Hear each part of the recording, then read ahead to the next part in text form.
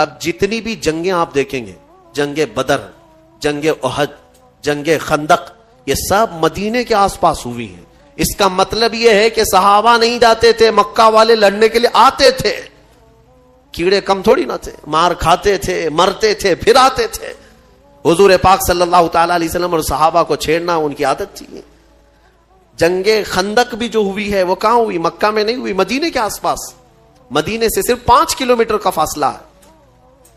یہ مکہ والے پوری تیاری کر کے 12,000 لوگوں کو جمع کر کے لائے تھے، اتنا بڑا لشکر کہ جنگ احد کے بعد یہ تیسری جنگ تھی، ان کا حوصلہ تھوڑا بڑھ گیا تھا، مدینے والوں کو ماریں گے۔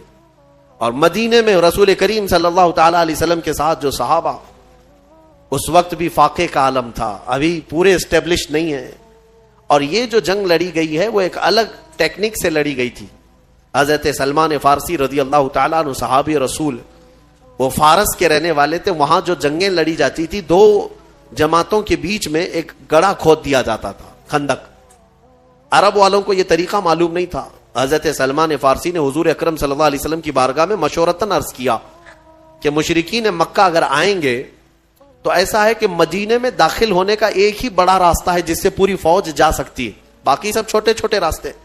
اس بڑے راستے کے باہر ہم لوگ ایک بڑی خندق کھود دیتے ہیں تاکہ وہ آئیں تو مدینے شہر کے اندر نہ آئیں، کیونکہ شہر میں اگر لڑائی ہوگی تو گھر ٹوٹیں گے، بستیاں اجڑیں گی، دکان برباد ہوں گے، بہت کچھ ہو جائے گا، اس لیے ان کو شہر کے باہر ہی گھیر دیتے ہیں۔ حضور نے ان کا مشورہ پسند کیا اور خندق کھودی گئی، تقریباً 1 مہینے تک کھودی گئی تھی، اور وہ کافی بڑی خندق۔ عرب کا تیز دوڑنے والا اچھی نسل کا گھوڑا بھی چھلانگ لگا کر اس خندق کو پار نہیں کر سکتا تھا، اتنی چوڑی تھی وہ خندق۔ اس خندق کو کھودنے میں خود میرے آقا صلی اللہ تعالی علیہ وسلم نے اپنے ہاتھ میں کلہاڑی اٹھائی ہے، اور یہ وہ دور تھا جب صحابہ بھوک کی شدت کی وجہ سے پیٹ پر پتھر باندھتے تھے۔ حضرت ابو ہریرہ فرماتے ہیں، نہیں بلکہ دوسرے صحابہ اکرام سے یہ روایت ہے کہ حضور پاک صلی اللہ تعالی علیہ وسلم اس وقت اپنا جبہ اٹھا کر دکھاتے ہیں تو آپ کے پیٹ پر 2 پتھر بندھے ہوئے تھے۔ یہ پتھر کیوں باندھتے تھے اس وقت؟ کہ مضبوط ایک کپڑے سے پتھر باندھ دیے جاتے تھے تاکہ بھوک پریشان نہ کرے، پیٹ اگر خالی چھوڑ دیا جائے تو بار بار بھوک لگتی ہے، اور اس پیٹ کو ٹائٹ باندھ دیا جائے تو بھوک کم لگتی ہے۔ یہ عربوں کا طریقہ تھا، پیٹ پر پٹا باندھ لیتے تھے۔ حضور اکرم صلی اللہ تعالی علیہ وسلم اس وقت پتھر باندھے رہتے تھے کہ بھوک پریشان نہ کرے۔ اور خندق جو کھودی گئی ہے انہی فاقہ کشی کے عالم میں کھودی گئی ہے۔ پھر اس کے بعد مشرکین جب آئے تو وہ دیکھ کر کے حیرت میں رہ گئے، یہ کیا طریقہ ہے، ہم کو شہر میں داخل ہونے نہیں دیا جا رہا ہے، یا مطلب یہ چیز نہیں تھی ان کے لیے۔ خندق کے اس طرف کھڑے ہو گئے، جنگ شروع نہیں ہوئی۔ اس میں 3 بڑی جماعتیں تھیں، قبیلہ بنو غطفان اور قریش، اور پھر ایک نجد کا ایک قبیلہ تھا، بڑے بڑے 3 قبیلے اس میں آئے تھے جنگ کرنے کے لیے۔ حضور پاک صلی اللہ تعالی علیہ وسلم اور ان کے صحابہ، آزمائش میں آپ کو بتاؤں کیسی تھی۔ مدینے والے اس وقت جتنے تھے سب کے ساتھ میرے آقا صلی اللہ علیہ وسلم نے ایگریمنٹ کیا تھا، جو یہودی ہیں عیسائی ہیں سب کے ساتھ، کہ حملہ مدینے پر ہو رہا ہے، لہذا ہم ساتھ مل کر کے لڑیں گے، شہر کی حفاظت ضروری ہے۔ یہودی جو تھے اس میں بنو نذیر ایک قبیلہ ہے اور بنو قریظہ، یہ 2 قبیلے تھے۔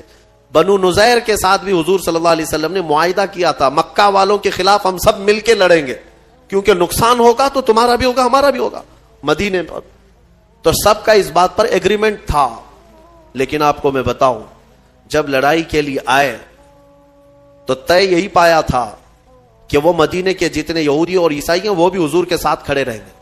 لیکن ان ظالموں نے کیا کیا، حضور اکرم صلی اللہ تعالی علیہ وسلم کے ساتھ آئے نہیں، میدان میں چند اپنے لوگوں کو بھیجا، اور اپنے سارے قلعے میں یہودی بیٹھ کر میٹنگ کرنے لگے، اور حضور پاک کی ساری تیاریوں کی خبریں مکہ کے کافروں کو دینے لگے۔ مشرکین یہ دھوکے باز تھے، حضور پاک صلی اللہ علیہ وسلم کی ساری خبریں مکہ والوں کو پہنچانے لگے۔ انہوں نے دھوکہ دیا، خدا کیا، غش کیا، یہ ساری چیزیں ہوئی۔ اب جو حضور کے ساتھ تھے اس میں کچھ منافقین بھی آئے ہوئے تھے، اور وہ موسم کی سختیاں دیکھنے لگے، ایسی ہوائیں تیز چلی کہ لوگوں کا کھڑا ہونا مشکل تھا وہاں۔ हुनालिक इब्तुलियल मुमिनून वज़ुलज़िलू ज़िलज़ालन शदीदा। अल्लाह फरमाता है ये वो जगह थी जब मोमिनों को आजमाया गया और उन्हें बहुत अच्छी तरह से हिला दिया गया था। वइज़ यक़ूलुल मुनाफ़िक़ून, और उस दिन मुनाफिक ये कह रहे थे, क्या कह रहे थे? अरे हमारे घर में औरतें खाली हो गई हैं, छत उड़ गई हैं और हमको जाना है मदीने में। ये कह करके हुजूर को छोड़कर चले गए जो जमात में। ये वो लोग थे जो मुसलमान नजर आते थे, हुजूर के साथ नमाज भी पढ़ते थे, उनका सब मुसलमानों के साथ चलता था, लेकिन जब हालात सख्त हो गए भाग गए। वो एक ही लाठी से भागने वाले लोग सब मदीना में भाग करके चले गए। और मैदान में कौन बचे? वही सहाबा जो नबी पाक सल्लल्लाहु ताला अलैहि वसल्लम के लिए अपनी जान भी कुर्बान करने के लिए हाजिर रहा करते थे। वो आशिकीन की जमात खड़ी रह गई, उसमें चंद लोग थे।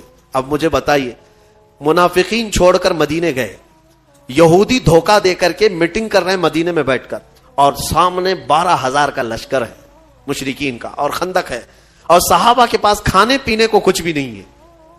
एक रात ऐसी भी आई, एक रात कि वो मुशरिकीन वहां बड़े बड़े जानवर ज़बाह करके भून रहे थे, गोश्त खा रहे थे, रोटियां पक रही थी। जाहिर सी बात है उधर के खाने की खुशबू इधर भी आती होगी। और इधर सहाबा का हाल ये था कि 10-10 सहाबा में 4 खजूरें घूमा करती थी, 10-10 सहाबा में। रात के वक्त सहाबा खड़े रह जाते और उनके खाने पीने चल रहे हैं। हुजूर पाक सल्लल्लाहु ताला अलैहि वसल्लम ने सहाबा से पूछा कि मुझे लगता है कि तुम्हें खाने की खुशबुओं ने परेशान कर रखा, और उधर के खाने की। मैं एक बात बताता हूं, हुजूर अगर खीमे में आराम कर रहे हो, घर के अंदर हो, एक भी कोई सहाबी इधर से उधर गया हो 2 रोटियां मांगने के लिए या 1 बोटी मांगने के लिए, कि मियां हमें भी थोड़ा सा खाना पानी दे दो, लंगर बंटता है तो कैसे भीड़ लग जाती है। एक सहाबी भी गया हो, तारीख में ढूंढ करके निकालो, एक सहाबी से भी आप नहीं दिखा सकोगे। ये वो लोग नहीं है जो 500,000 की नोट दिखाए तो पार्टी बदल ले। हाँ, सुबह कुछ और झंडा, दोपहर में कुछ और झंडा, शाम में कोई और झंडा, सबके 1000-1000 है। गले में पट्टा भी अलग अलग है, सुबह नीला पट्टा था, दोपहर में पीला पट्टा और रात में लाल पट्टा। ये सारे दुपट्टे वाले, इनका कोई अपना मौकफ नहीं होता, सिर्फ और सिर्फ दौलत के हवस में इधर से उधर बदलने वाले। मेरे अजीजों, सहाबाए कराम का हाल ये था, शिद्दत की भूख थी लेकिन खाने ने उनके कदमों को नहीं डगमगाया।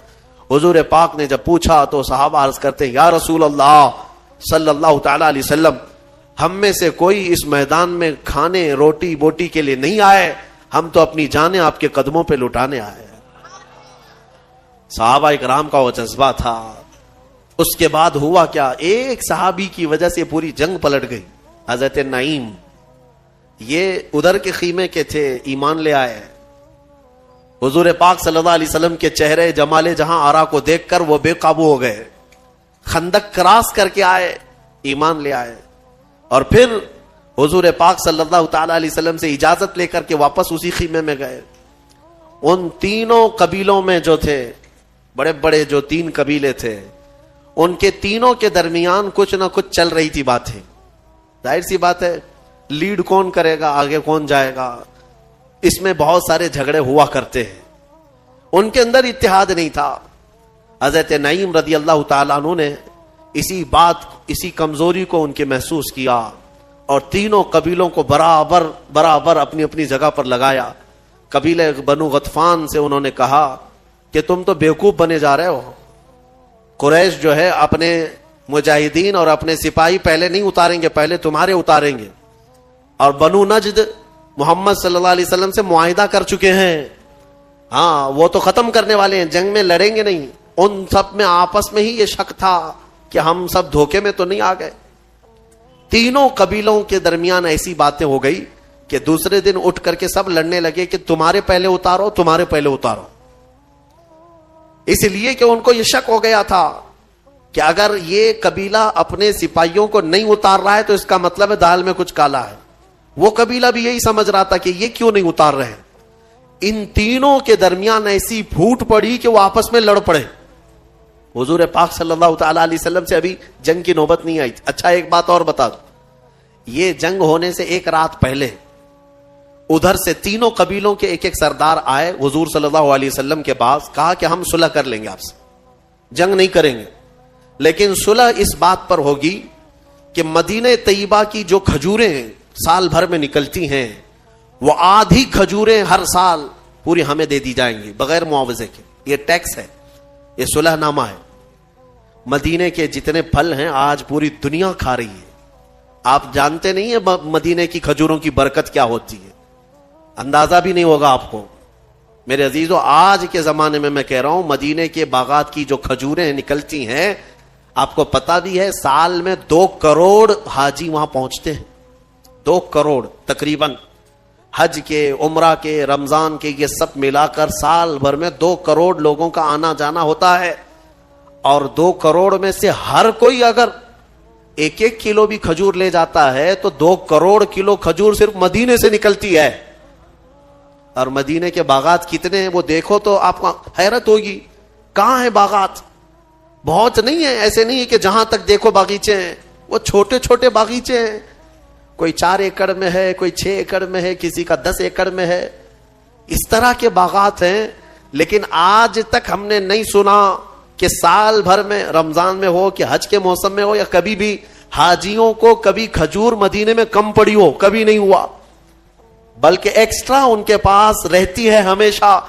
مدینے کی کھجوروں کی جو برکت ہے وہ آپ سوچ بھی نہیں سکتے, اندازہ بھی نہیں لگا سکتے. یہ تو میں صرف اجوا کھجور کی بات کر رہا ہوں جو 2 کروڑ سے زیادہ نکلتی ہے. باقی اور مدینے میں 40 قسم کی کھجوریں اور پیدا ہوتی. یہ تو صرف اجوا کی بات میں کر رہا ہوں, اجوا تو ہر کوئی لے آتا ہے. اب آپ سوچیں ان مشرکین نے ایگریمنٹ میں لکھوایا تھا کہ آدھی کھجوریں ہمیں دے دی جائیں گی مفت میں اور ہم جنگ چھوڑ کے جائیں گے.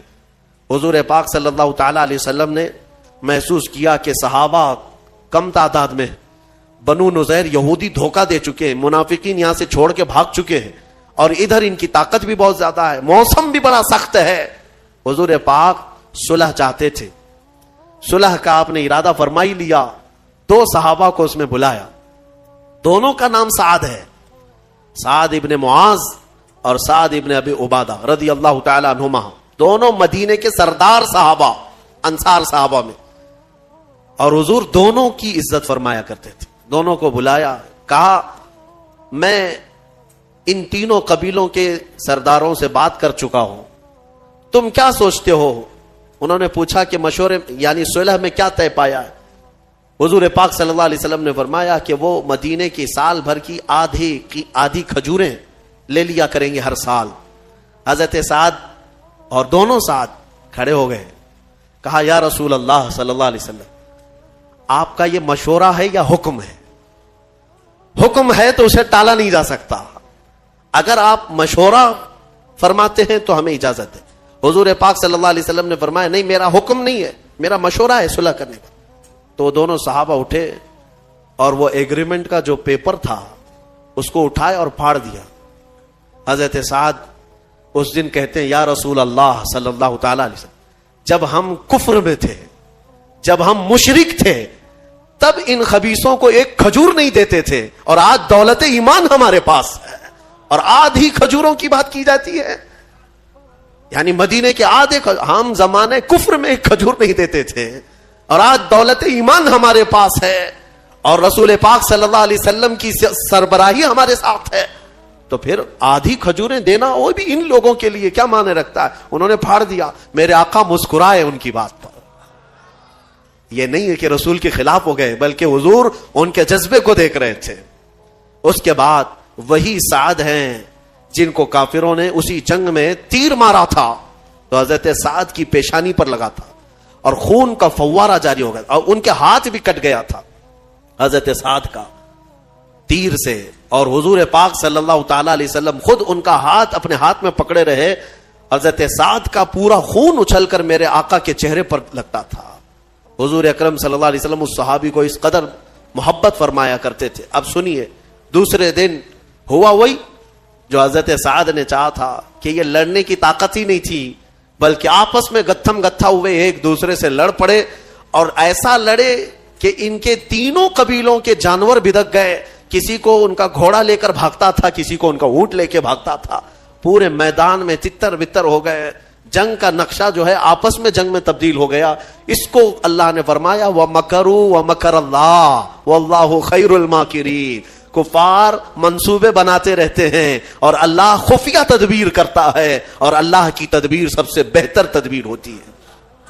ختم ہو گئی. یہی جنگ احزاب ہے, یہی جنگ احزاب. اس سے حضور پاک صلی اللہ تعالی علیہ وسلم جب واپس لوٹ رہے تھے, اب سنیے اب مسئلہ کیا تھا. وہ تو بھاگ گئے, بہت سارا مال سب چھوڑ کر مکہ والے بھاگے. اب حضور کو مدینے واپس آنا ہے, مدینے واپس آنا ہے. بیچ راستے میں حضرت جبرائیل آئے, کہا یا رسول اللہ صلی اللہ علیہ وسلم, رب تعالیٰ کی یہ منشا ہے کہ ان مشرکین سے تو آپ نپٹ گئے, وہ بنو نذیر یہودی جو دغا کیے, دھوکہ کیے, ان کے ساتھ بھی آپ جنگ کے لیے یہیں سے نکلے. ایک جنگ ختم ہوئی ہے, ابھی مدینے پہنچے نہیں. پھر جبرائیل امین کا حکم آیا کہ یہیں سے ان کو بھی نپٹا کر کے آ جائیں جو دھوکہ دیے ہیں. بنو نذیر یہ بھی مدینے کے باہر رہتے تھے. ایک قلعے میں بند ہو کر انہوں نے ایگریمنٹ بھی توڑ دیا تھا, بلکہ ہتھیار صاف کر رہے تھے کہ اب مکہ والوں نے تو مدینے حضور صلی اللہ علیہ وسلم کو مار دیا ہوگا, ہم بھی نکلیں گے, ہم بھی ماریں گے, پورا مدینہ ہمارا ہے. وہ سارے شیخ چلی کے پلان پہلے سے بن رہے تھے, انہیں پتہ ہی نہیں میدان میں ہوا کیا ہے. جب وہاں پر وہ سب میٹنگیں چل رہی تھی, ادھر جبرائیل امین حضور سے عرض کر رہے تھے کہ آقا رب تبارک و تعالیٰ کا حکم ہے. اب میرے آقا صلی اللہ تعالی علیہ وسلم نے صحابہ سے پوچھا, ایک مہینے تک جنہوں نے خندق کھودی ہو, بھوکے پیاسے کھڑے ہوں, کئی زخمی ہو چکے, اور اس جنگ کی اختتام کے بعد مدینے لوٹ رہے ہوں, بیچ راستے میں حضور پھر کہیں کہ یہاں سے اور ایک جنگ پہ جانا ہے, کیا کیفیت ہوگی؟ سننے میں تمہیں آسان لگے گا, پریکٹیکلی معلوم پڑے گا. روزے کے عالم میں صبح نکل کر کے کسی جگہ جاؤ, کام کرو, دوپہر میں کوئی آ کر کے کہے یہاں سے اور ایک جگہ جانا ہے, منہ لٹکا لو. ہاں وہ صحابہ ایک مہینے تک وہاں کھڑے رہے بھوکے پیاسے, ایک دن کی بات نہیں. جنگ میں بیچ راستے میں حضور پاک نے پوچھا صحابہ سے کہ میرے صحابہ, جبرائیل آئے اور مجھے اللہ تعالیٰ کا پیغام سنا ہے کہ یہاں سے بنو نذیر کے خلاف جنگ کے لیے ہمیں نکلنا ہے, جنہوں نے دھوکہ دیا ہے مدینے والوں کو, تمہارا کیا خیال ہے؟ صحابہ نے یہ کہا کہ مرہم پٹی کر لیں گے, کھانا پانی پی کر کے کھا کے آئیں گے, بیویوں سے بات کر کے آ جائیں گے, گھر بار دیکھ کے آئیں گے. مہینہ بھر ہوا, حضور نے جب پوچھا کہ تمہارا کیا خیال ہے, صحابہ کہتے ہیں یا رسول اللہ دیر کس بات کی, چلے یہیں سے چلتے. ایک صحابی نے بھی یہ نہیں کہا کہ مدینے جانا ہے, مدینہ 5 کلومیٹر ہے, وہیں سے میرے آقا کے ساتھ چل پڑے. قرآن نے اسی لیے ان صحابہ کے بارے میں کہا ہے رضی اللہ عنہم ورضوا عنہ, اللہ ان سے راضی ہوا اور یہ اللہ سے راضی ہوئے. یہ یوں ہی نہیں, اللہ تعالیٰ ان صحابہ سے کیوں راضی تھا کہ انہوں نے اپنی جانیں جوخم میں ڈالی ہیں لیکن شکایت کبھی نہیں کیا. بھوک بھی برداشت کیا, پیاس بھی برداشت کیا, مصیبتیں بھی برداشت کی, لیکن شکایت کبھی نہیں کیا. بنو نذیر کی جنگ میں بھی گئے اور پھر اس قلعے کا محاصرہ کیا. وہ تو میاں مٹھو بنے ہوئے پہلے سے پلان بنا رہے تھے, ان کو ایسا لگ رہا تھا ہم مار ڈالیں گے, کاٹ ڈالیں گے, ختم کر ڈالیں گے. حضور پاک باہر کھڑے صحابہ کے ساتھ, ان کو بلایا آ جاؤ. انہوں نے کہا ہم جنگ کریں گے. حضور پاک صلی اللہ علیہ وسلم کی طرف سے حکم ہوا کہ ہم جنگ نہیں کرنا چاہتے, تم آ جاؤ, تم سب نے دھوکہ دیا, ایگریمنٹ توڑے. اندر سے ان لوگوں نے پلان بنا کر کے یہ کہا کہ چلو لڑتے ہیں جتنے ہیں. کیا لڑ پاتے محمد عربی صلی اللہ علیہ وسلم کے ان شیروں کے ساتھ. نیچے آئے, دوپہر تک نہیں ہوئی کہ سب کے سب وہیں ڈھیر ہو گئے, کئی قیدی بن گئے اور کئی مارے گئے, اور اس کے بعد اس علاقے کو, اس اڈے کو بھی ہمیشہ کے لیے ختم کر دیا گیا, بنو نذیر. اب مدینہ طیبہ میں نبی پاک صلی اللہ تعالی علیہ وسلم کی اسی سلطنت کا اسٹیبلشمنٹ ہوا جو آج تک ہمارا مرکز اسلام ہے. حرزہ سرائیاں مدینے کو خراب کرنے کی اس وقت سے کوششیں ہوتی رہی, جنگیں یوں ہی نہیں ہوئی ہیں, وجہ تو کچھ تو رہی ہے. کوئی بھی جہاد میرے پاس لا کر کے دکھاؤ, میں اسباب بتاتا ہوں, اس کے ریزن بتاتا ہوں کہ کیوں ہوئی, تب تمہیں پتا چلے گا کہ انصاف اور حق کس کی طرف ہے. یقیناً میرے آقا صلی اللہ علیہ وسلم رحمت للعالمین ہے. ہاں وہ جنگوں کے لیے نہیں بلکہ خواہش نہیں فرماتے. خود میرے آقا نے فرمایا کہ جنگوں کی خواہش مت کرو, دشمن سے مڈ بھیڑ ہونے کی تمنا مت کرو کہ میں جاؤں گا, ماروں گا, کاٹوں گا. نہیں, تمنا مت کرنا، میرے آقا کی حدیث ہے. ہاں حضور نے پھر اس حدیث میں یہ بھی فرمایا، ہاں اگر کوئی زبردستی تمہارے سر پر سوار ہو جائے تو پھر اپنے قدم بھی پیچھے مت ہٹانا، پھر ثابت قدمی کے ساتھ جمے رہنا، کیونکہ اللہ تبارک و تعالیٰ نے ہمیں بھی قوت عطا فرمائی ہے، طاقت ہمیں بھی عطا فرمائی ہے. اسی لیے میں آج یہ کہتا ہوں میرے عزیزوں، آج کچھ برساتی کیڑے نکلے ہوئے ہیں گلی کوچوں میں اور دنگائی جو فساد مچا کر، مجھے ہنسی بھی آتی ہے اور حیرت بھی ہوتی ہے کہ کچھ لوگ اپنے اپنے شکتی پردرشن کے لیے تلواریں لہرا کر کے دکھا رہے ہیں مسجدوں کے باہر، چھریاں، چاقو، تلواریں. کیا اب یہ جلوس تلواروں کا ہونے لگ گیا؟ مجھے حیرت ہوتی ہے کہ یہ آج اس طرح سے کیوں پرمیشن دی جا رہی، کیوں اجازت دی جا رہی ہے، وہی بہتر جانے. لیکن میں ایک جملہ ضرور کہنا چاہوں گا، ان تمام کیڑوں سے جو ابھی ابھی برسات میں پیدا ہوئے ہیں، تلواریں تم ان کو دکھا رہے ہو جو 1400 سال سے کربلا سنتے آ رہے ہیں. 1400 سال سے جو کربلا سنتے آ رہے ہیں ان کے سامنے تم یہ ساری چیزیں لہرا رہے ہو. ہم خواہش نہیں رکھتے جنگ کرنے کی، ہم اپنے ملک عزیز کے امن کو خراب ہونے نہیں دینا چاہتے. ہم یہاں پر اس ملک کی فضا کو مقدر اور برباد ہونے نہیں دینا چاہتے. الحمدللہ یہاں کی مٹی سے ہمیں محبت ہے، امن و امان قائم رکھنے کی ہم بھرپور کوششیں کرتے ہیں. لیکن جن کیڑوں کو آج یہ پرمیشن دی گئی ہے، اجازت دی گئی ہے ماحول خراب کرنے کی، میں ان حکومت پر بیٹھے ہوئے، تخت پر بیٹھے ہوئے لوگوں کو بھی تنبیہ کرنا چاہتا ہوں. اگر تم یہ سمجھتے ہو کہ ان کے لڑنے سے صرف تمہاری سیٹیں گرم ہوں گی، کرسیاں رہیں گی، ایک دن آئے گا یہ آگ لگے گی تو کرسی بھی جلے گی. ہاں آگ لگے گی تو کرسیاں بھی جلیں گی. اسی لیے کوشش یہ کرو کہ امن خراب نہ ہونے پائے. ساری کمیونٹیاں جس طرح یہاں پر امن کے ساتھ، عزت کے ساتھ رہتی تھی، سب عزت کے ساتھ رہے. سارے امن کے پیغامات ہمیں ہی سنانے کے لیے کہا جا رہا ہے کہ مسلمانوں کو تنبیہ کرو، مسلمانوں کو سمجھاؤ. سمجھا کر کے تو تھک گئے. ہم مسلمانوں کو اخلاق ہی کی تو باتیں کر رہے ہیں آج تک.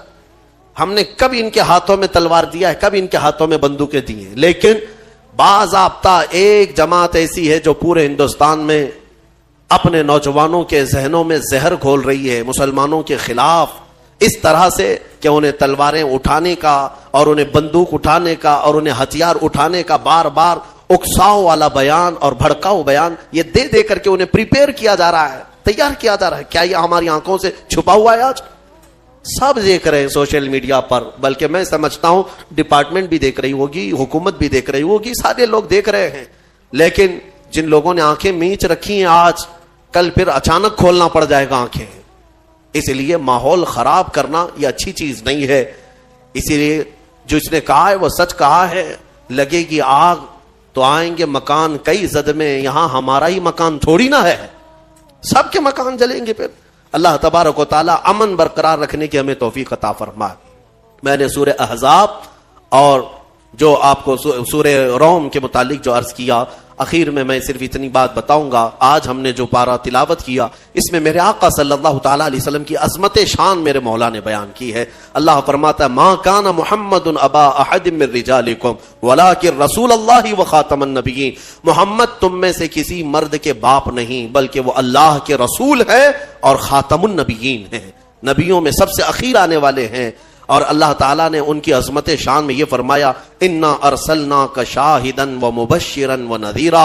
اے محبوب ہم نے آپ کو گواہ بنا کر بھیجا ہے، ہم نے آپ کو گواہ بنا کر بھیجا ہے اور خوشخبری دینے والا اور ڈر سنانے والا اور اللہ کی طرف دعوت دینے والا بنا کر آپ کو بھیجا ہے. وسراجا منیرا اور روشن چمکتا ہوا چراغ بنا کر کے بھیجا ہے. اللہ خود فرما رہا ہے اپنے نبی کے بارے میں، اللہ نے اپنے رسول کو کیا بنا کر بھیجا ہے؟ سراجم منیرا کا مطلب ایک ترجمے میں یہ فرمایا گیا ہے کہ اجالا والا سورج بنا کر کے بھیجا ہے. سراج سورج کو، چراغ کو کہتے ہیں، لیکن یہاں پر چراغ نہیں سورج بنا کر کے بھیجا ہے. اسی لیے ہم اپنے نبی پاک صلی اللہ تعالی علیہ وسلم کے بارے میں یہ موقف رکھتے ہیں کہ نبی اکرم صلی اللہ تعالی علیہ وسلم ہے مدینے میں لیکن ان کی چمک ہر علاقے میں موجود ہے، پوری دنیا میں ان کی چمک ہے. جب سورج ایک جگہ طلوع ہوتا ہے ہر جگہ نظر آتا ہے تو مدینے کا سورج بھی ہوگا اپنی قبر انور میں آرام فرما، لیکن ہر مومن کے دل میں بھی ہے اور ہر عاشق کی آنکھوں میں بھی ہے، ہر جگہ پر موجود ہے. وہ حاضر و ناظر ہے. ہمارا عقیدہ ہے نا حضور پاک صلی اللہ علیہ وسلم حاضر بھی ہیں ناظر بھی. حاضر و ناظر کا مطلب کیا ہے؟ حاضر کا مطلب موجود، ناظر کا مطلب دیکھنے والا. وہ ایک ہی لفظ سے سمجھ میں آ جاتا ہے. اللہ فرماتا ہے اے محبوب ہم نے آپ کو گواہ بنا کر بھیجا ہے. گواہ کون ہوتا ہے؟ گواہ کس کو کہتے ہیں پتا ہے نا؟ مثال میں آپ کو بتاتا ہوں, اگر یہاں ایکسیڈنٹ ہو گیا یا کچھ ایسا حادثہ ہو گیا اور اس وقت آپ کورٹ میں پیش کیے گئے پولیس کی طرف سے, جج آپ سے سب سے پہلا جو سوال کرتا ہے وہ کیا ہے؟ کیا تو حادثے کے وقت موجود تھا؟ اگر آپ کہیں گے نہیں تھا تو کیا تمہاری گواہی تم کو وٹنس بنایا جا سکتا ہے, ساکشی ہو سکتے ہو؟ نہیں. جج کہے گا وہاں نہیں تھے تو پھر یہاں کیوں آئے؟ دوسرا سوال جج کا یہی ہوتا ہے جب یہ حادثہ ہوا کیا تو اپنی آنکھوں سے دیکھا ہے؟ آئی وٹنس اس کو کہتے ہیں. گواہ کا اس جگہ پر ہونا بھی ضروری ہے اور دیکھنا بھی ضروری ہے, تب جا کر کے اس کی گواہی قبول ہوگی. اب حضور گواہ ہیں تو کس کے گواہ ہیں؟ تفسیر میں فرمایا گیا پوری امتوں کے حضور گواہ بنا کر اٹھائے جائیں گے.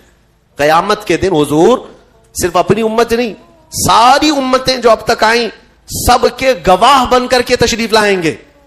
حضور قیامت کے دن سب کے گواہ ہوں گے. کس چیز کے گواہ؟ ان کے اعمال کے. یہ سب اپنے نبیوں کو جھٹلائے ہوں گے دنیا میں, لیکن وہاں کہہ رہے ہوں گے ہمارے پاس نبی آئے ہی نہیں تھے. پھر رب تبارک و تعالیٰ رسول سے فرمائے گا آپ کیا فرماتے ہیں؟ حضور کی گواہی وہاں پر لی جائے گی کہ یہ جھوٹ بول رہے, نبی آئے بھی تھے اور تبلیغ بھی کیے تھے. اب پتہ یہ چلا کہ رسول پاک ساری امتوں کے اگر گواہ بنا کر قیامت کے دن تشریف لائیں گے تو اس کا مطلب یہ ہے کہ ہر زمانے میں میرے آقا حاضر بھی تھے اور ناظر بھی تھے. بدر ایک علاقے کا نام ہے, بدر ایک میدان کا نام ہے. وہاں ایک کنواں تھا جس کی وجہ سے اس علاقے کا نام ہی بدر پڑا. وہاں آ کر کے یہ لوگ پڑاؤ کر لیے. نبی پاک صلی اللہ تعالی علیہ وسلم اپنے صحابہ سمیت بدر تک پہنچے ہوئے تھے. اب حضور اکرم صلی اللہ تعالی علیہ وسلم بھی اسی علاقے میں اور یہ کفار و مشرکین بھی اسی علاقے میں آ گئے. اب مقابلہ کرنے کی غرض سے وہ لوگ آئے. اللہ تبارک و تعالیٰ نے اپنے حبیب پاک صلی اللہ علیہ وسلم کو حکم فرمایا کہ اپنے صحابہ کو لو اور ان کے ساتھ جنگ کرو. اب جب مولا فرما دے جنگ کرنے کے لیے تو پھر پیچھے ہٹنے کا سوال ہی نہیں ہوتا, پھر کوئی وجہ ہی نہیں ہے. نبی پاک صلی اللہ تعالی علیہ وسلم جب صحابہ کو لے کر آئے تھے تو سچویشن کیا تھی, حالات کیسے تھے؟ ایسے حالات تھے کہ پورے 313 صحابہ کے اندر مشکل سے چند تلواریں تھیں, 7-8 گھوڑے تھے, 1-2 سواریاں تھیں, بس باقی سب پاپیادہ پیدل تھے. اکثر کے پاس تلواریں نہیں, اکثر کے پاس جو تلواریں ہیں, کچھ کے پاس جو تلواریں ہیں وہ ایسی ہیں کہ سبزی بھی نہیں کاٹی جاتی, کند ہو چکی تھی, زنگ لگی ہوئی ہیں. تو بہرحال ان کی مفلسی کا زمانہ تھا, غربت تھی اور کھانے پینے کے لیے ان کے پاس کچھ نہیں تھا. اب دیکھیں صحابہ اکرام حضور صلی اللہ تعالی علیہ وسلم کے پاس جب تھے تو وہ علاقہ ریت کا تھا. حضور جس جگہ رکے تھے وہ پوری ریت کی زمین, اور ریت کی زمین پر چلنا مشکل ہو جاتا ہے, پاؤں اندر دھسنے لگتے ہیں. صحابہ کو ریتیلی زمین ملی اور مشرکین جہاں پڑاؤ کیے وہ مٹی کی زمین تھی, مٹی ہے تو مٹی پر پاؤں جمتے ہیں. تو اس بات کی خوشی پہ وہ ناچ رہے تھے کل جب جنگ ہوگی تو ان کے پاؤں اکھڑ جائیں گے, چل ہی نہیں پائیں گے میدان میں, اور مشرکین پورے میدان میں جمے رہیں گے مٹی کی. اب بہت ساری چیزیں انہی کی حمایت میں نظر آتی ہیں, حالات ایسے لگتے ہیں کہ ساری فتح ان کی ہوگی. وقت سے پہلے ایسا محسوس ہوتا ہے جب طاغوتی طاقتیں سامنے آتی ہیں تو اکثر ایسا لگتا ہے کہ سارا اب ان کے ہی پاس ہے, ہمارا کیا ہونے والا ہے. اب میں آپ کو مقابلے کے اعتبار سے بتاؤں, ادھر 313 نہتے ہیں, ساز و سامان نہیں, سواریاں نہیں, بدلے میں مقابل میں 1000 سے زیادہ سب کے سب ہتھیار سے لیس ٹرینڈ پہلوان ان کے پاس, ہاتھی گھوڑے اونٹ سواریاں ان کے پاس, بلکہ ان کے کھانے کے لیے پورے اونٹ ذبح ہو رہے تھے رات کو. اور جب کھانا ان کا پکتا تھا رات بھر طبلے بجاتے تھے, رقص کرتے تھے, ڈانس کرتے تھے, کیونکہ جیت کا اور فتح کا غرور ایسا تھا، سب کچھ تو ان کے پاس تھا. اب صحابہ جو دیکھ رہے تھے تو انسانی فطرت کا تقاضا ہے نا کہ سامنے بڑی طاقت کو دیکھ کر کے کیا محسوس کریں گے آپ؟ صحابہ کرام رضوان اللہ تعالی علیہم اجمعین حضور صلی اللہ تعالی علیہ وسلم کے پاس آئے، کہا یا رسول اللہ صلی اللہ علیہ وسلم کیا جنگ فرض ہو گئی؟ حضور نے فرمایا ہاں. اب نبی اکرم صلی اللہ تعالی علیہ وسلم نے صحابہ کے چہرے کو دیکھا اور سب کو جمع کیا. رات کو ایک خطبہ دیا حضور نے. خطبے میں کیا فرماتے